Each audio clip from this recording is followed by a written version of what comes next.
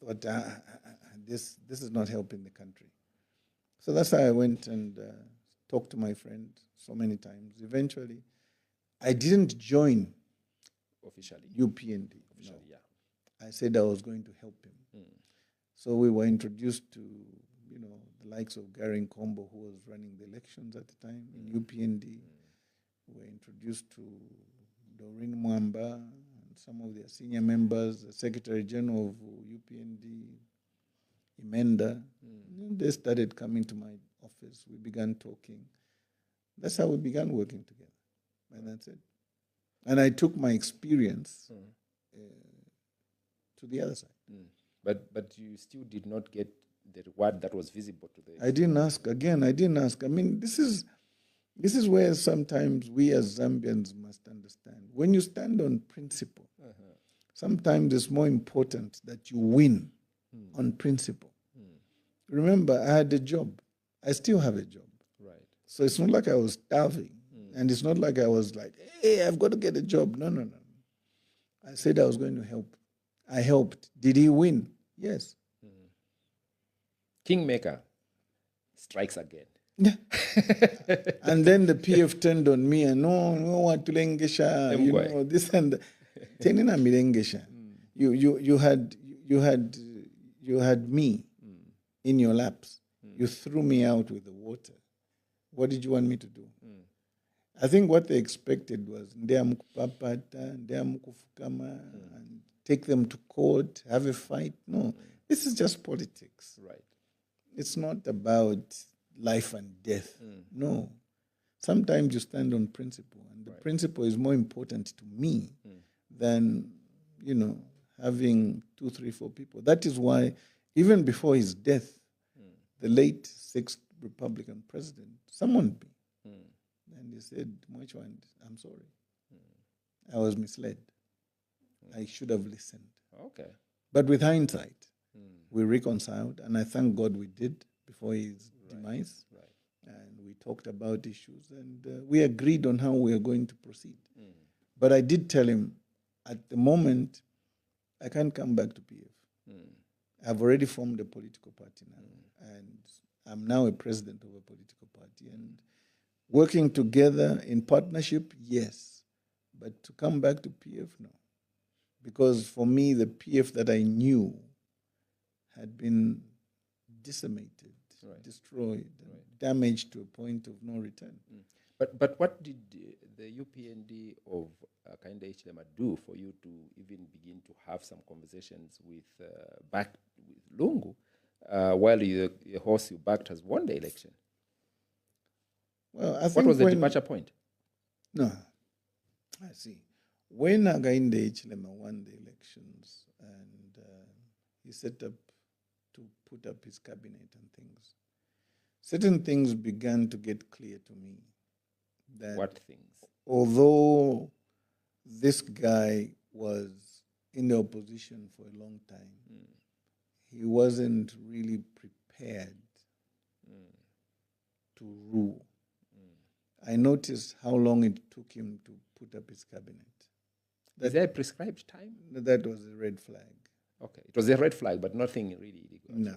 It was a red flag because if you've been in opposition for so long, you should know what you want. You should know who your team is going to be.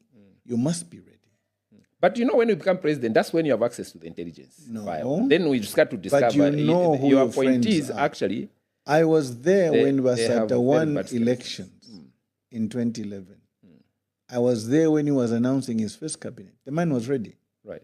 Equally for Lungu, he said he was going to announce 2 posts and 3, but he was ready. And you could see that it was more or less a carryover. So for this guy who has been in opposition for so long, 17 to 20 years plus, and then to come and have these, handbrakes and brakes and handbrakes and brakes, I thought a red flag. Second, during our discussions, there were 4 pillars we had discussed. 1, reconcile and bring unity back in the country because the country had been polarized politically. Second, we had agreed that we were going to bring back the rule of law. Third, we're going to bring back good governance. Fourth, he had told me he was going to run a meritorious government. Right. Meritorious government on the basis that, one, you're a Zambian, you're qualified, you're given a position.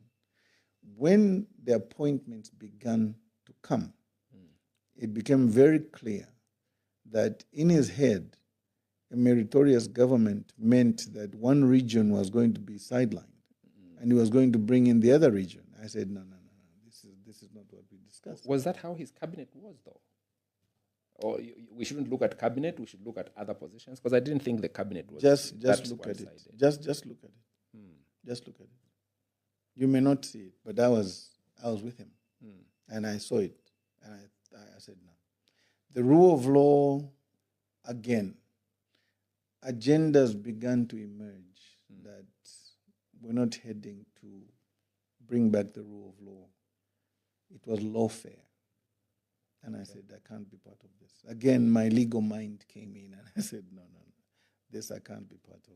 Because when you weaponize the law and you begin to use the law against your own people for your own selfish interests, I will not support that. I'm a lawyer at heart and I can't stand for that. I said, no.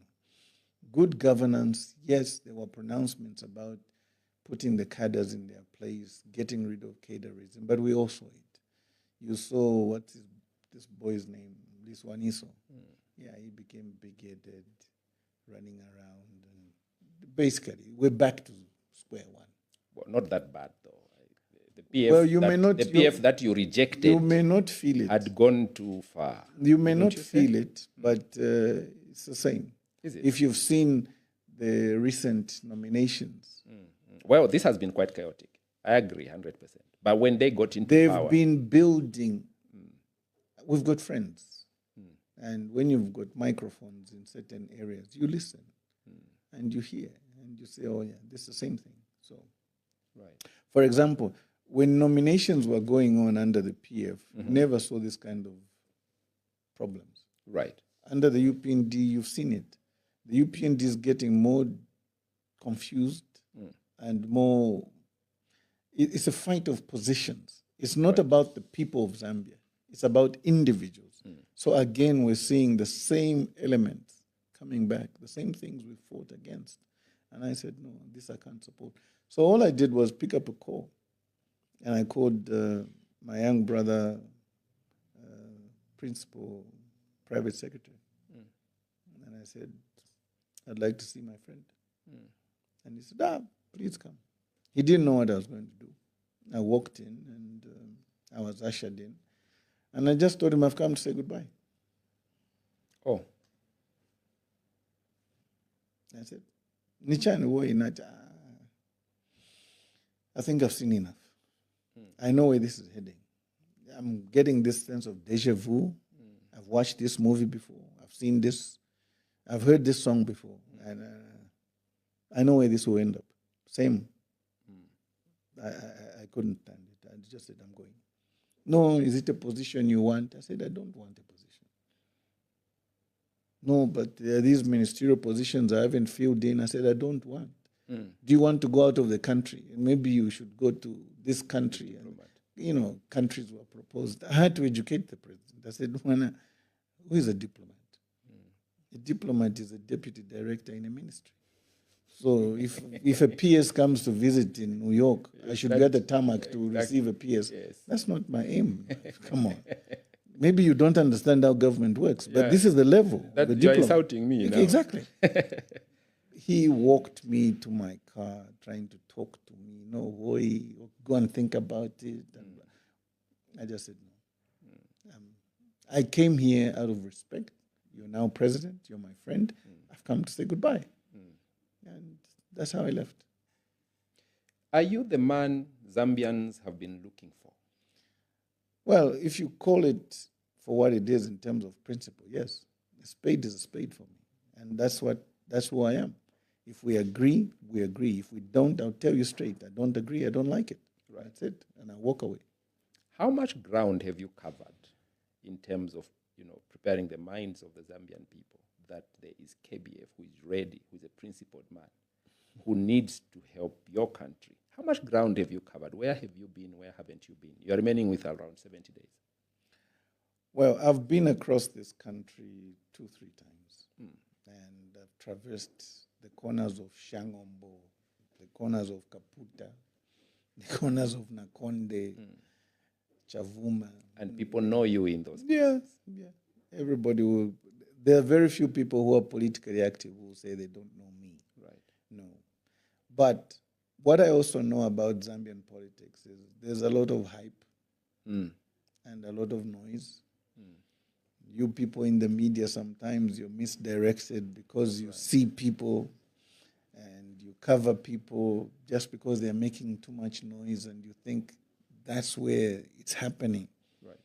I think we as a nation, we should get to a point where we say, what does this person stand for? Who is this person? And also try and look into our backgrounds as individuals. Right. What have you achieved? What have you done? Where are you coming from? Right. And are you the kind of person, or you're just about the hype? As a nation, I think, with the greatest respect, we should begin to ask hard questions. Because if it's about hype, song and dance, we'll be going in circles. Right. Bringing in the same kind of people, bringing in the same kind of nonsense, bringing in the same kind of rubbish, and will not proceed, will not make progress. But who do you think is creating a hype, but they don't have the substance right now? I'll let you judge. I want you to judge. No. I want to know, because you've said it very well, that, sometimes it's just about hype. And indeed, we know that Zambians love a good campaign song. I don't know if there is that campaign song yet, or it's yet to come. But do you feel any pressure from a fellow opposition leader, or you feel your competition is really the man in No, the I mean, seat? pressure is there. Life gives you pressure at any point. And for me, it's one of those things that you have to get into and face the competition. I love competition. Right. But when we are discussing issues, let's be objective enough to call things for what they are. Right. If people have been in government before, look at their track record and look where they've come from. What have they achieved? Let me say this to the Zambians without sounding difficult. Right. I have never been a councillor. I have never been a mayor. I have never been an MP. I've never been a minister. I've never been a president. Zero government experience. Zero government experience, but I've run business and I've run a law firm successfully for over 40 plus years. Right. For me, when you build from the ground up and you're able to sustain something that you've built, that speaks volumes about you. Okay. Also, you look at the person that comes and says, I want to run for office. Where is he coming from? And that's a good question you ask, because this particular president, whom now you are saying he has failed, is similar to your background. Yeah. Never run any political, office before. Never been councillor, never been mayor, never been minister, never been MP. But he made it and became president. And you are saying he's failing in office. Won't you fall through the same trap and fail again? There's a difference. Where is the difference? Try and distinguish. I was in the thick of things, running politics within the PF. Okay. And I run politics from very different perspectives. I also run politics up close and personal with the cadres. Okay. I was a hands-on person. I was running the elections in PF. He didn't do that. And he didn't win elections. He kept losing. Maybe he did, but he was doing it within the UPND, which was not in power at the time. No. He kept losing. That's the issue. Right. But he was a very successful, and still is a very successful businessman. And if you are going to say, I have run successful businesses, he too has. Maybe the only thing that the president beats me at is business. Right. Yeah. But in terms of political experience, no. You have better experience. I come from a political family. I've been in politics much longer. I've seen what politics is about. And when you come and jump at politics from the leaves and not from the roots, it's a problem because you don't know how the cadres behave. Right. We were with the cadres in the trenches. He came and took over as president without knowing what the UPND was made of. So it took him time to learn the ropes, to steer the ship. I was with the people from the ground up. Right. So we knew how to deal with the cadres. But also it's about personality, character. That's a very important aspect of leadership as well. Okay. Leadership most times is about character. What is your character? Where have you come from? What kind of home did you come from? Who's your father? He was your friend at university. What kind of character is this man? Who is very quiet. Very quiet? Reserved. Yeah. We didn't know much about him because, we came from two different backgrounds. He talked less. Yeah, more or less. Interesting. I'm going to go back to the issue of preparedness because this really is a key issue for this particular election. It's quiet. It's almost like it's not an election time. And the reason why I'm asking this question is because earlier you actually mentioned, even in the midst of those, confusion within the PF, you mentioned there were 2 choppers for campaigns. That's how I know a campaign runs. That's how I know there is money to run a campaign. Right. I was asking you where you have been. Do you have the money to run a successful campaign? Do you have the 2 choppers, or at least one, to take you from, because you have 126 constituencies now, and you have to visit 226. 226 constituencies, and you have to visit at least each one of them. Not necessarily. Why don't you want to visit some constituencies? There are people there who want to hear from you directly. Yes, I know, but in politics, you have to be strategic. And sometimes you can have a rally where 3 constituencies come together if they're close to each other. So you would have visited that place. Okay. And they'll take the message. Right. So it's not like you have to land in this constituency. No. That's a bit tedious. No political leader visits every constituency. Not necessary. No, not necessary. But do you have the resources at least? We have the resources to move and visit major constituencies and attract rallies where people will come and see us, talk to the people, go on radio, podcasts like the one I'm having with you. Right. Interactions will be there. Now you talk about the preparedness. First of all, you can't ignore the environment within which you're living. Right. The economy has been squeezed. Okay. That's why you don't see a lot of hype in terms of noise and people are broke. That's the truth. Even the UPND is broke. And knowing them, they're even more stingier than the other parties because that's just who they are. Yeah.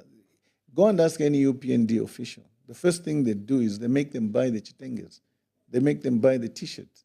They don't give difference. Okay? The party doesn't supply regalia. No, you have to buy the party regalia. They're businessmen.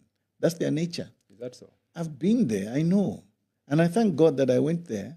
I experienced it. In PF, for example, when regalia comes, regalia is given or was being given to party officials to distribute, maybe because of the timing, because of what we went through as PF at the time, we used to give. This now is difficult. The economy now does not allow for the hype and dance because no one is going to waste resources without knowing what they're going to reap. Even the businessmen who are willing to put in money and say to us in politics, I want to support you. They want to make sure, 1, you have a plan, a winning plan. Right. You have a team, a winning team. 3, you have the correct message. And if those 3 don't fall for you, it's a problem. I'm glad to report that for Zambia Must Prosper, we have a very good team. We're a steady ship, and we've built ourselves with time and experience. And this is why we are willing to engage possible funders and others, and also the little resources that have come our way. Right. Yes. And I wanted to hear from you. Now you have a running mate. Yes. Mr. Katoro, Joseph. I wanted to find out what qualities you find attractive in him to be the best man as your running mate. In Meuna? Well, first of all, he's a very humble man. Milner is a down-to-earth guy, Right. a lawyer like me. Of course. And I know with the troubles that we have been through as a nation, we will need a lot of legal battles to be fought. Right. Right. There will be a lot of changes in the law that will be required. And we need a legal mind to unwind a lot of things, especially in the House. As leader of the House in Parliament, he will need to be very strong legally. Right. Secondly, as a person, Milner is very steady, extremely loyal. And he comes from the Northwestern Province. He's Kaonde by tribe. For me, anybody who looks at politics without looking at the dynamics and the geopolitical issues that come with our provincial issues, you will not be a very good leader. Yeah. And also, just to cut the myth, I guess, it's always taken for granted that coming from the north, my immediate cousins should be my running mate. I mean, come on. No, there are more other considerations to give for a running mate. But for me, those virtues, those qualities, make Milner stand up and above the rest that I've seen so far. And for me, we're both quite senior lawyers. Right. We've done quite a bit of our bidding. I've met him in court. I've met him ways on the opposite side. Right. And he's a good head. You can have good arguments with Milner, not just the hype of being a lawyer for the sake of being a lawyer or lawyer on paper. No. Right. He can think on his feet. You need that kind of leadership, that steady hand that's going to tell you, Mr. President, no. And he's very principled, like me. Right. With Milner, yes is yes, no is no, and that's it. And that's the kind of leader that you want in a vice president. Right. So I want the Zambians to know that they've got a very steady hand. And also as a leader, you must look at Okay. yeah. So if anything was to happen to me as president, would I be confident that Milner will steer the ship? Right. And my answer is yes, because he's shown that leadership. Right. And for me, I'm happy about that. I understand this clause, actually, the running mate clause, actually also entails that you must be very confident that this running mate is not a jealousy man. Yes, he's got to be a friend. I mean, he's got to be loyal, because at the end of the day, you understand where this is going. Right? Yes, right. exactly. So, and Milner is not that kind of person. He's not the jealous type. No, he'll say it as it is, and he'll stand with you when needs be. And he has proved that. That loyalty I can never question. No. Do you have a manifesto in place? Lot. It's a very big, thick book. And we, in the Manifesto of Zambia Must Prosper, we stand on 5 pillars, which are very important. Talk me through them in just a few paragraphs. First of all, our manifesto is centered around the family. Okay. Our party symbol is a kayanda, Right. a traditional Zambian hut. That's our home. We know that every person comes from a home. And we have made a kayanda to be our symbol, because every Zambian will relate to that. Whether you come to work, Joseph, you go home. Right. Whether your wife cooks meals and people visit, they visit her at home. So that is symbolic for us. Right. But in that home and as a family, we start with 5 pillars. 1, we believe in Zambia Must Prosper that every family must have a home, first of all. It must be able to feed itself at least with 3 square meals a day. This family must be able to provide medical care for the family and extended family where needs be. 4th, this family must be able to educate its children. Right. They must be able to at least have some savings in terms of their kitty in case of a rainy day. So the economy comes in because the kind of prosperity we're looking for in Zambia Must Prosper is that the family must prosper at all times. Hence our philosophy. When Zambians prosper, Zambia prospers. So we are first attacking the family. The family's prosperity leads to the national prosperity. And that's what we want. Okay. But the second leg of that is we understand that the educational side of life is important, especially for our youths. So our second tier in terms of economic development is that we say every youth at school or at work, those youths that are academically gifted, intellectually gifted, let them go and become the journalists, become the doctors, the lawyers, accountants, engineers. That's one section. But the other side, all at work. Now we look at the talents, the God-given talents that we have to get out of our children. When Barbara Banda, Ivwananji, or Kundananji are playing soccer, that's their work.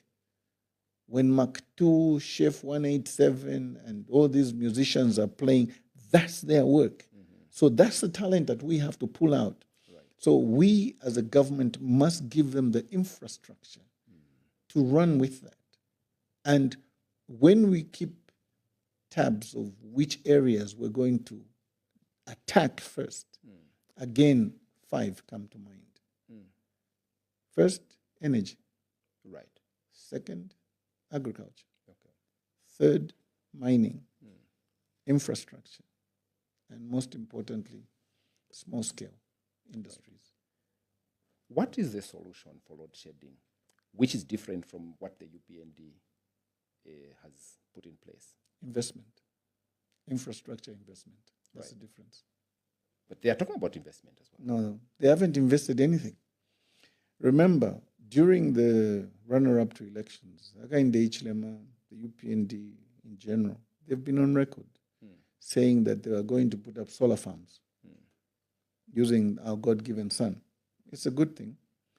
But when the president speaks of having, 1 million megawatts of production of power from solar, come on, that's a pipe dream. What are you trying to do? Solar is not reliable. Right. Solar is good for you to help with small things. Right. But when it comes to industrial development, no. There you need hydropower, you need thermal power, or, if you can, nuclear power. Right.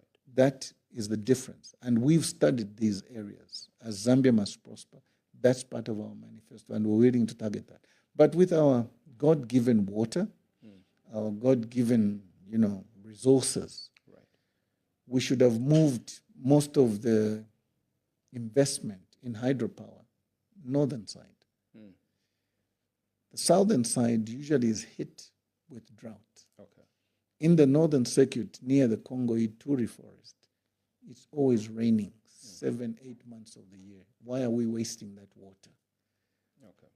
If you look at the northern circuit in northern province right through to the Luapula area, we've got over 16 waterfalls.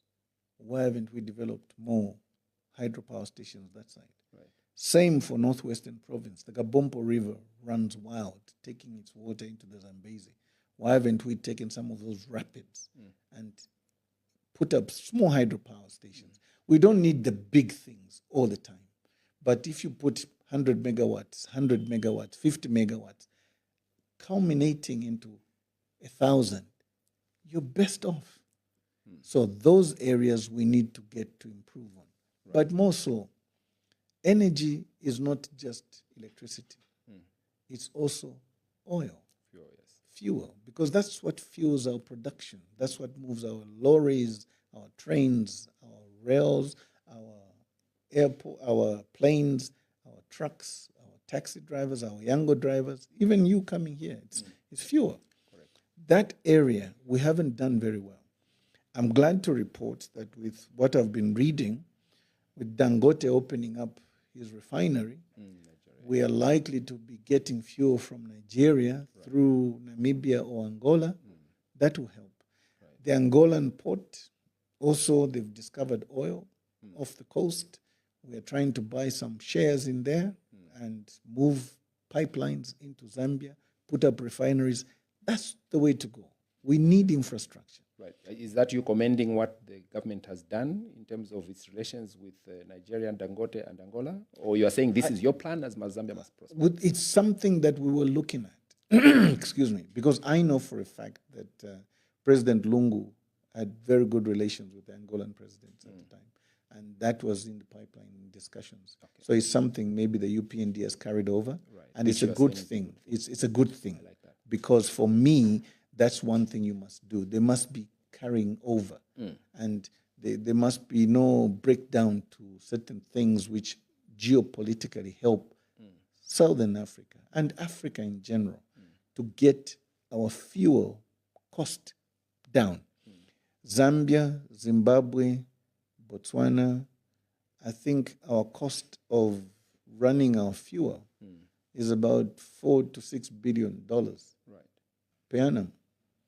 If we can reduce those costs at the pump, it will reduce. Because if we're going to be waiting for the Straits of Hormuz to open when there's a war over which we have no control, look where we are now.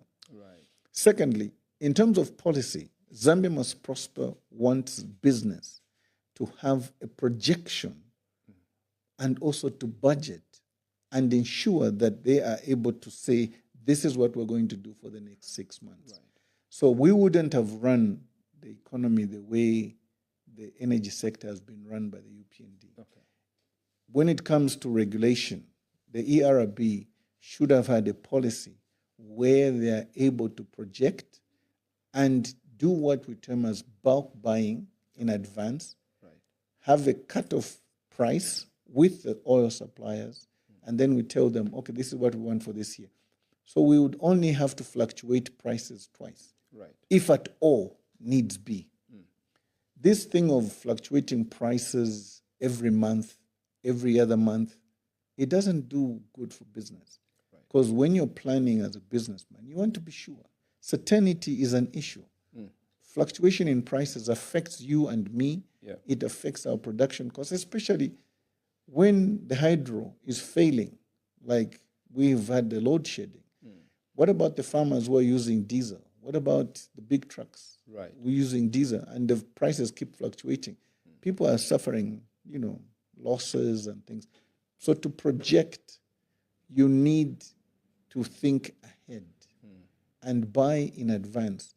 There is no one in the business who's going to stop you from buying 1 year's supply of fuel. Pay in advance so that you know my cost is already taken care of. It's a sunken cost. It's done once. Then you plan against that. The businessmen are going to thank you, knowing you've planned for them. But this thing of every 1 month, 2 months, this up and down, no. The other thing about energy is, as Zambia Must Prosper, we don't understand why the Tazama pipeline was given to one person. It's a problem. Monopoly in an area such as this is dangerous because that person can hold the security of the nation to ransom. And that, again, was an error on the part of the UPND. But obviously, friends come into play and things like that. I want to read to you what the UPND claims to be their success record. All right. And I want to hear from you where you agree and where you do not agree. Please. They say they have at least succeeded to sort out debt restructuring, free education. They've increased the allocation of CDF, and they've lowered the exchange rate. I think they're bragging that anytime soon it will get to 17. We're at 18.3, 18.4 somewhere. They've brought in NAPSA reforms where people now can be able and be allowed to, have a partial withdrawal. Most pensioners would say they would die and never really ever enjoy their money. And they have had the highest number of recruitment of teachers and health workers in thousands that they're bragging this is a record number. And judges, 40 at once. They recruited, judges, and they claim to have ended cadre violence. They also boast of having ended load shedding. I want you to tell me whether you believe load shedding has ended or you think we are back to square one after August 13th. In infrastructure, they've executed the Lusaka-Ndola dual carriageway and a number of other roads. They're doing township roads. Greatest road here in Lusaka, they're expanding it, and several other road projects. And in the mines, they claim that they have brought in $12 billion worth of foreign direct investment. How do you respond to this record, President KBF? Thank you. It's a mouthful, but let me start with the elephant in the room. Debt restructuring. To some degree, the UPND can say they've scored a success in that. We must call a spade a spade. Right. The restructuring, I think, is not that we're off the hook. The restructuring simply means they've postponed the debt for a later payment. Yes. Which is what the previous government tried to do and failed. But it wasn't a question of just failing. Okay. It was a question of what the PF was forced to do. Okay. Let me say this. The African Development Bank is lending Zambia, I think, $600 million. And this money is supposed to be paid to buy off our Euro bonds of about 1.3 billion. Right. It's a recent development. It's a recent development. So if it's taken them 4 years to restructure that, if that's a success, I don't know. Because this is the president who was saying by his own presence, his own credibility, that was going to fluctuate within hours of him being pronounced as president. Obviously, that was a lie. Okay. He has no credibility, or he had no credibility. He had to work it, and it took 4 years. The money people don't work the way you want to work. So when you make a promise to the Zambians, don't lie. Right. Don't overrate yourself. Right. So in the debt restructuring arena, what percentage are you giving them out of 10? Give and take, maybe a 6, because we still have to pay this money. Right. And it's not free money. The interest rate will probably be lower with the African Development Bank than it is with the Eurobonds, but that doesn't mean that we're off the hook. So it's still a debt that we still have to do.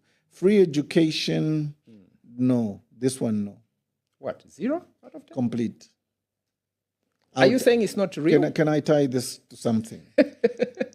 Yes. Free education and CDF, for me, have been their singing songs, and they call them sing hot seats. And I'm saying these are not hit songs, no. These have been failures. How? There is no way you're going to talk about free education and the increase in CDF when you don't talk about infrastructure. Remember where I started off. Zambia must prosper. We're going to target infrastructure. You cannot develop a nation without infrastructure. So when you say free education and you're going to load up 100 to 120 children in a classroom, that's not quality education. Okay, there are 2 things I need to clarify, and I need you to clarify. Firstly, there's a question of infrastructure. Yes. I have been monitoring personally, yes, as a person running a newspaper organization, that there are a lot of schools which have been built under CDF. Is that not infrastructure? No. Okay. Correct me and a lot of Zambians who are watching this. This is where hoodwinking Zambians must stop. Okay. How does it work? Please explain. 1x3 classroom blocks is not real infrastructure.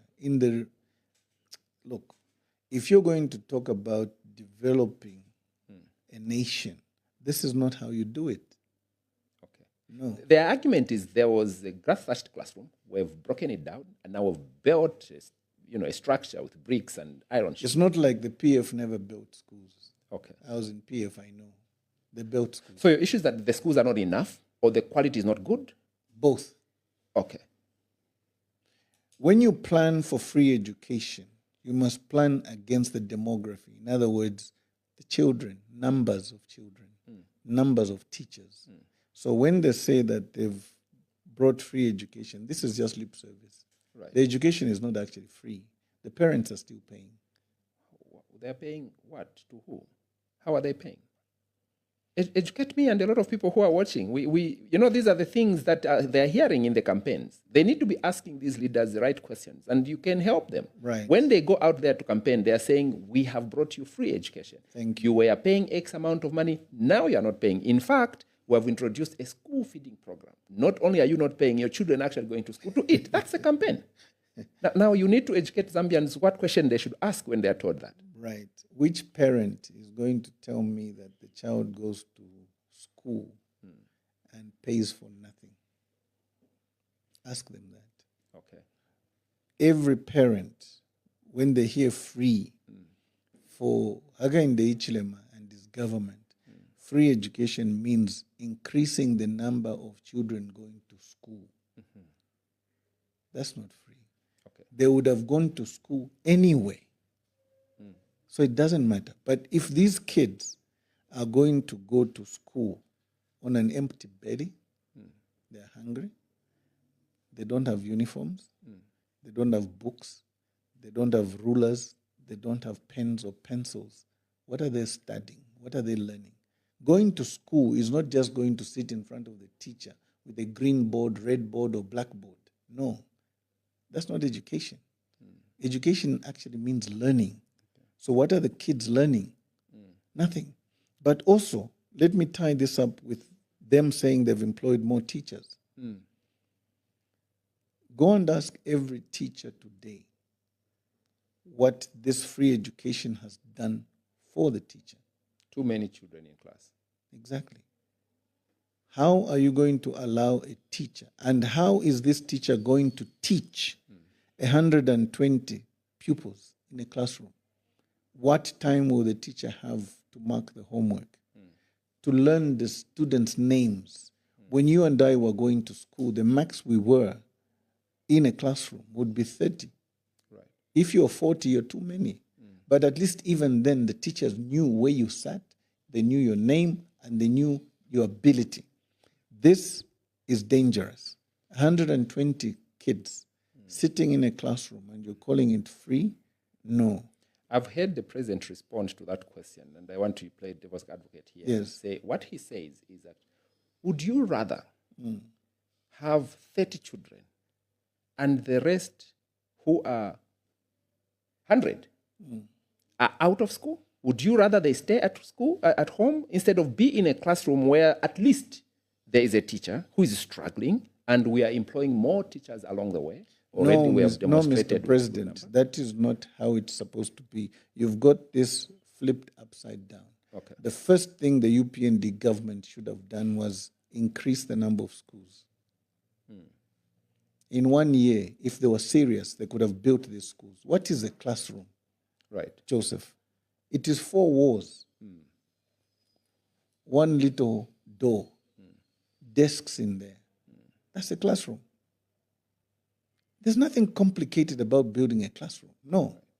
It's just 4 walls with a door. In the rural areas, you don't even window panes. You don't need them. No. Remember that kind of classrooms that were built under the World Bank projects, under MMD. Right. You need those in the villages. Just little holes where at least some air can come in and stuff. You don't need window panes. Nothing fancy, nothing expensive. Right. Put in the classrooms. Put in the desks. Put in the teachers. Right. Commensurate to the population. They could have built that. Right.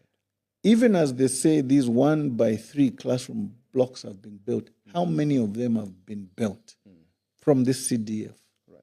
When you carry that figure against the population, it's a drop in the ocean. These teachers who are being employed again, according to the UPND, they claim thousands. But some of these teachers have been employed for over 6 months, 8 months. They are not on the payroll. Okay. They're not being paid. Is that employment? No. It's the same for the doctors, for the nurses. You say you've employed doctors and nurses. They're not on the payroll. They're not being paid. That's not employment. That's slavery. Right. I've got kids I know who are in the medical field who are saying they've been interns for 2 years, 3 years, running around hospitals, not being paid. Is that employment? That's slavery. You're giving a service, right, a professional service, and you're not being paid. Are you employed? You're not. You're fooling the Zambians. Let's be real. Employment means you must be paid for what you're doing. Right. When you're not being paid, you're under slavery. And I'm sorry to say, this is fake. Okay. Education, 0 out of 10, are you saying? Yes. and then CDF? Teachers, 0. CDF? Medical employment, 0, because the teachers and the medical personnel are not being paid. I know that. There are interns who are volunteering for free. Right. They're giving free services. That's not employment. Right. They are not on a payroll. Right. And I challenge the government to give me the statistics of how much they're paying the doctors, how much they're paying the nurses. They go into rural areas. You go and find these girls. She's posted or he's posted to a rural area. He has to go and draw water a kilometer away from a river. He doesn't even have a place where to live. He is living in a thatched place, thatched hut. I mean, what are you trying to do to the medical personnel? He doesn't even have the equipment to run whatever he wants to run. There's no laboratory in the equipment. What are you trying to say? The numbers are there, yes, but is this person actually working? No. What is he doing? He's sunbasking because he doesn't have the equipment to work. Right. So what kind of employment is it? That's why you're not paying him. You've put his name in a database, but he's not being paid. That's not how you work. No. Load shedding, come on. We've spent 3.5 years being load shedded as a nation by the UPND government for their own personal benefit. Where were they taking the power? Tell me something. Before UPND got into power, there was no load shedding? The load shedding which was there is the load shedding which Aga and HLM refused. It was affected by natural consequences, natural factors. You know, when there was no rain, there was a famine. I mean, there was Chani Chilala, drought.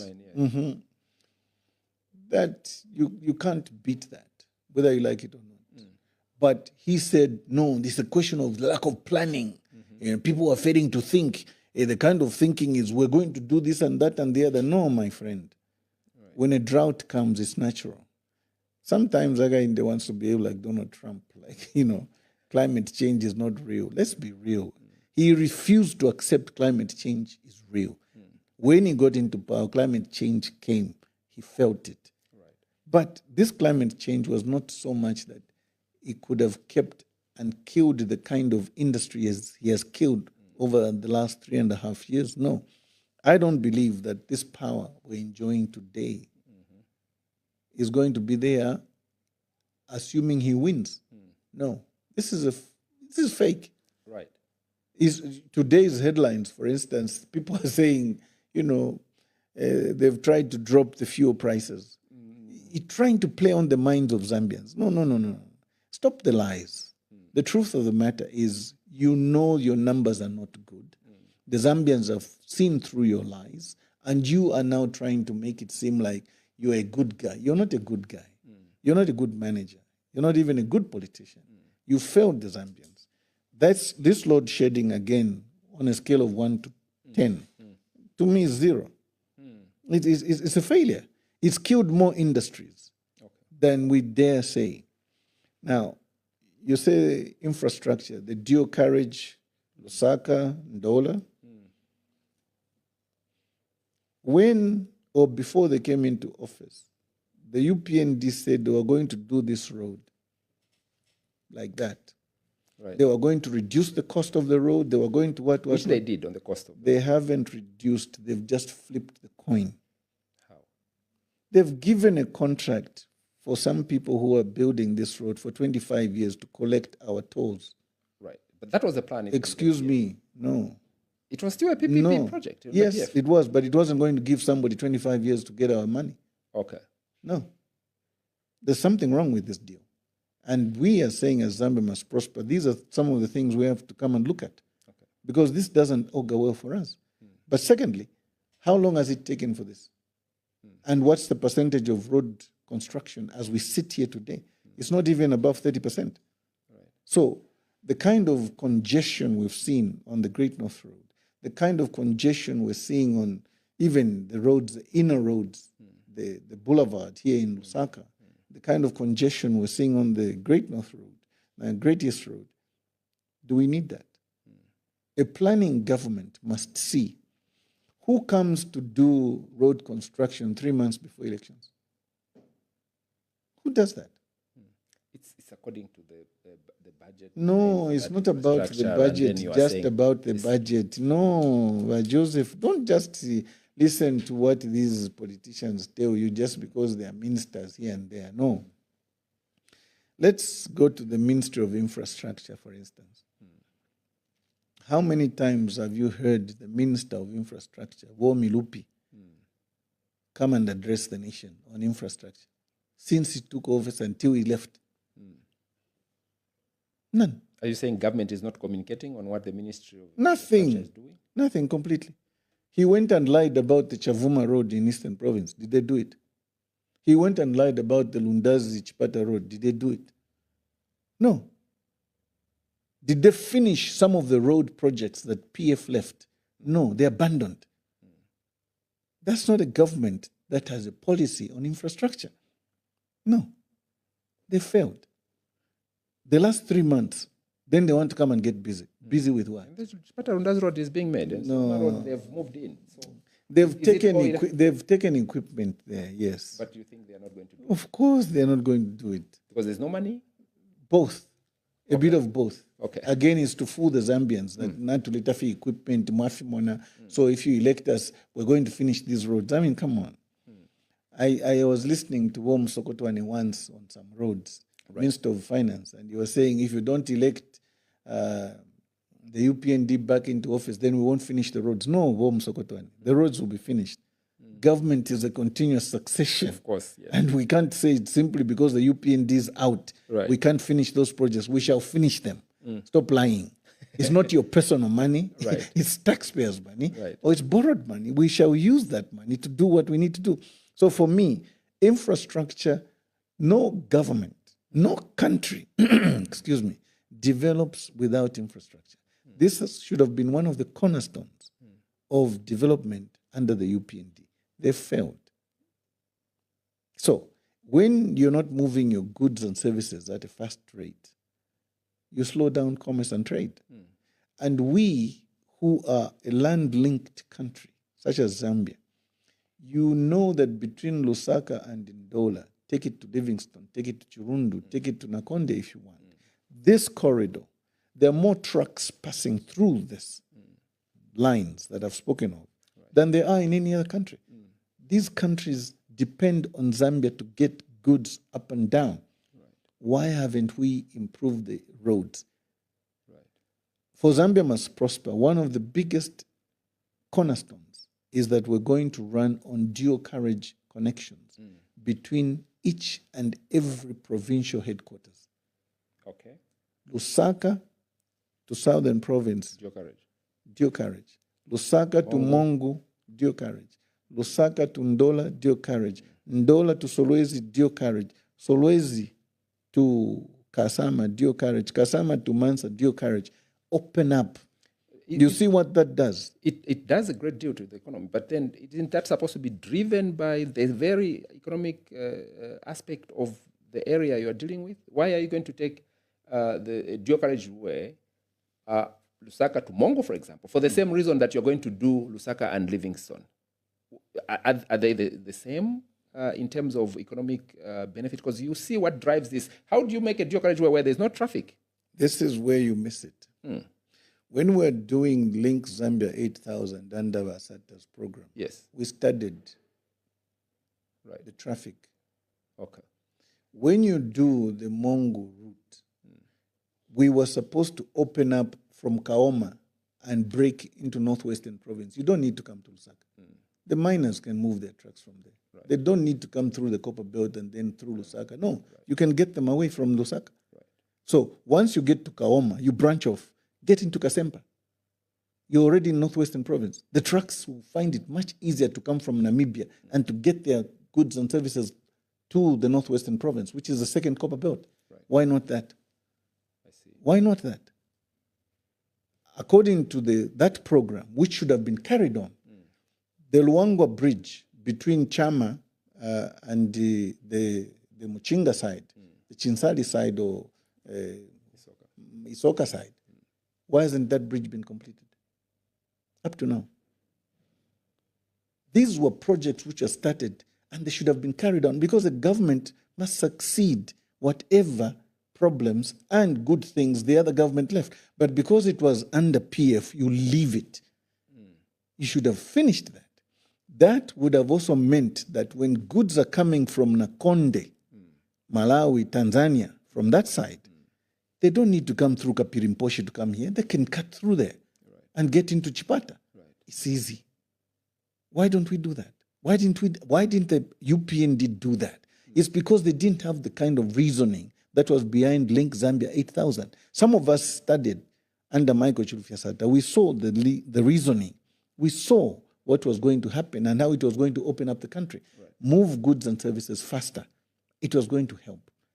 The problem we have is when UPND came, they thought everything the PF was doing was rubbish.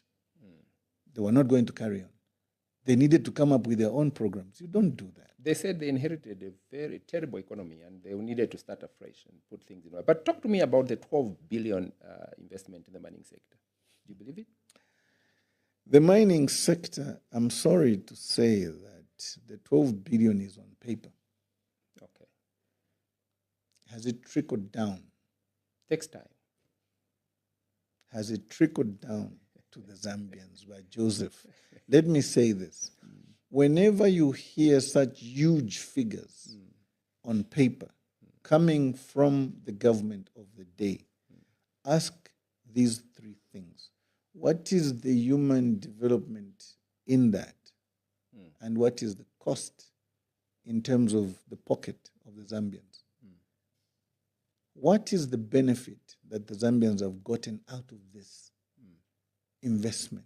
His answer is jobs. I sit here and I can tell you that Mopani has not employed any more people. In fact, they have lost workers. Okay. KCM has lost workers. Those new mines on the copper belt, they are not employing as much as they should, although they're talking of 12 billion investment. All this is about machinery. All this is about paperwork. It's about nothing. This also goes to them to trying to beat us on the tax element because they want to say, no, now we want to have, a tax rebate for the next so many years. Who does that? So for me, the big figures don't excite me. Right. What I'm looking at is how has this transcended into the pockets of the Zambians? Are the Zambians getting the benefits of this mining sector? Right. Second, are the Zambians having what we might term as food on their table? Are the Zambians getting educated? What is the educational levels of the Zambians? What is it that this mining industry, with all this investment, has done to our taxes? Are we able to collect enough taxes as Zambians against what we're being told? The answer is no. And if the answer is no, then it doesn't make sense. This is just about impressing our books and impressing the people that we call partners. But we as Zambians are not getting the benefit. We must think about mining from a very strategic perspective. And the strategic perspective is try and get the mining industries to agree with the policies of the day. And agree that they can build with us. Because, let me say this to the Zambians. If the colonial masters who built the copper belt were thinking like the current investors we have today, there will be no copper belt. There will be no Muflera, no Chingola. What would happen? No, they would not have built the houses. Okay. They would not have built the hospitals. They would not have built the schools. They would not have built the clubs. There would be no football, no nothing. Right. That's a fair point, yes. There would be nothing. Right. Those colonial masters, in their thinking, were far much better than the investors we're having today. This is where the bargaining comes in. The government must say, we're giving you this mining license. And this is what Zambia Must Prosper wants to say. We're giving you this mining license. You want to come in with this amount of investment. We want to see you build 500 houses. Okay. We want to see you build 2 hospitals, right, 10 primary schools, and 3 secondary schools. How's that? Sounds because good. it's no use for you to come in, leave holes in the ground, take all the money that you need to take out of us, and we're not getting anything out of you.